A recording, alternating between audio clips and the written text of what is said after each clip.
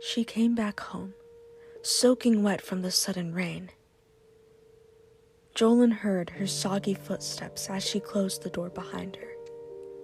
Instantly walking over, he tried to give her a jacket, but Kari backed away. He paused and stared as he slowly put the jacket down, realizing. Kari walked away to the bath and sat in there as her wet clothes made the air feel colder. Jolin left out a change of clothes for her in the doorway and knocked to tell her. There was nothing but silence from Kari. Jolin knew that the secret was out. He could say nothing to deny it if he was asked. For days on end, Kari avoided Jolin and kept herself in her room. She hadn't drunk or eaten anything, starving herself from this sadness. One night, she went out to the nearby town, alone. A sweet old shopkeeper had been out reorganizing his front. Seeing something off in the distance, he put a few things down and walked slightly closer. In his view was Kari, someone he recognized yet looked oddly different. "Why isn't it you?" The shopkeeper noticed Kari wandering. "The prince's partner." Kari slowly looked at him, and she cried as she started to walk off again. The shopkeeper went after her, though, telling her to come with him as it sounded like an emergency. He noticed Kari's pale skin and darkened mood. He brought her along to his shop to give her food and drink. "What has happened?" he asked. "I hear the prince has been cooped up in his office more often than ever. There were war threats from a nearby kingdom or something of that sort. But you? My, you look like you have gone through my old years already." "The prince," Kari spoke. You love him," the old man smiled. "But I see there has been a distance made between you. I can tell it was forced.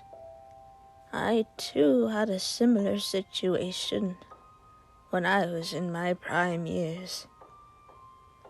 There was a woman I loved so deeply, but our families were not on the same terms. Before I could tell her, I heard she passed away in her bedroom. She was a very sick young lady, but each day I spoke with her, she looked like a sunflower facing dawn." "I love him, but I may never see him again." Kari's voice trailed off. The old man sighed. "The possible war can be a way to accept it, but there is still hope." Kari pondered on the thought. Jake was simply taking care of his princely duties, and Kari struggled to get her emotions intact. The old man sent her off with a small basket of food and comforting words. Kari continued to wander around as the darkness engulfed her. A light from behind appeared and Kari stopped, noticing her own shadow forming. Then she heard a familiar voice, almost bringing her to tears. She didn't dare look back and continued walking again. The voice called out to her again and running footsteps. The light was thrown to the side and arms were wrapped around Kari from behind. Metal clanged with itself as the light moved away. Kari trembled and dropped the basket. The arms were released and they walked to face her. With the hood and cloak swinging around, a recognized height was noticed. The light dimly lit up their face, and it was Jake, worried and distressed. "Kari, you look unwell." Jake cupped his hand around her cheek. "It worries me." "I am sorry." Kari's voice trembled, with tears falling from her eyes. No, as I said before, it is not your fault." Jake wiped her tears. "You knew nothing of it, but if it pains you this much, I do not know if I can keep myself away." "You have your duties as prince. Please." Kari attempted to speak clearly. "I should be the least of your worries." Jake hugged Kari. "I constantly worry for you." It was a still, silent night, with the sounds of nature filling the gap.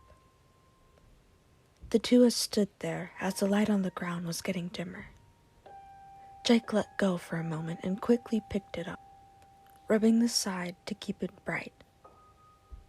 He went back over to Kari and gently held her hand. Kari felt the softness again, looking up at him.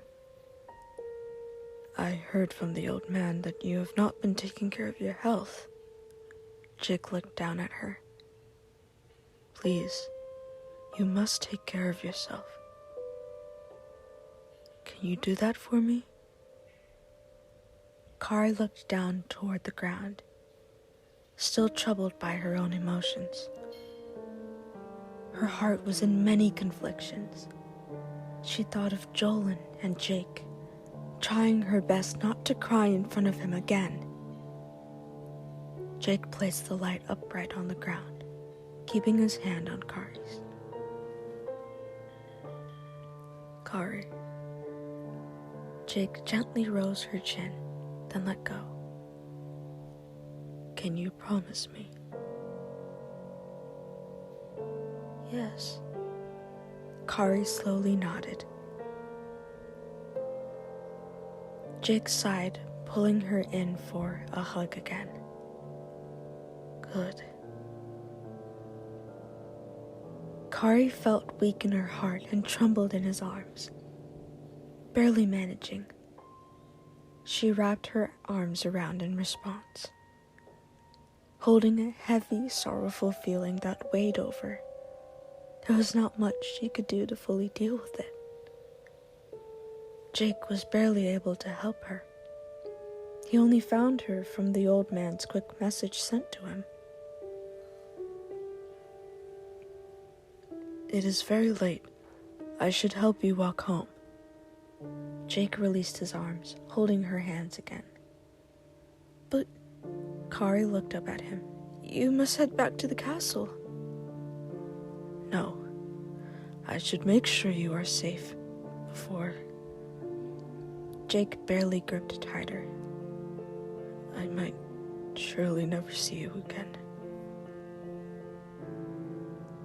"Okay." Kari nodded. Jake went and picked up the light again, and let Kari guide the way through the night. As the two walk along together, they hear the whispers of wind and loud noises of the animals scurrying around. Holding up the light, Jake reassured that Kari was as close as possible, holding her hand. A separation through the trees had gotten wider, and finally, Kari's home was in view. It was a decently structured build, with stone and wood in the walls. The two stopped, and Kari slowly looked back to him. Jake walked, letting go of her hand, and hugged her with his free arm. He noticed in a window there was a head peeking on the side, and he slowly released Kari. "I love you," he whispered to her and backed away. Kari watched him turn to leave, slowly reaching out, moved back her arm. She simply watched as the light he held got further away. She decided to go walk back inside, catching a glimpse of Jolin sitting in the front entry room. She ignored him and went to her room for the night. End of section 10.